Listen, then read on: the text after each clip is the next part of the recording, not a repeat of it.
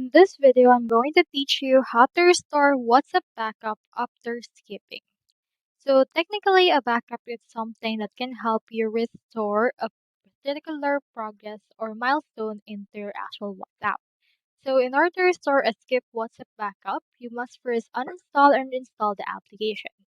So head over to Play Store, click on search and search in here for WhatsApp. So head over and search in here for that. Click on the WhatsApp Messenger, click on the uninstall, and after that, install it. Once you have done that, it will prompt you again to the setup process wherein you need to verify your phone number. When prompted, select the option to restore from there, and from in there, all your chats from the cloud or local backup will be restored from that. You can just use the same phone number as the original backup that you have for that particular port. So that's all there is today, and I hope this video helped you out.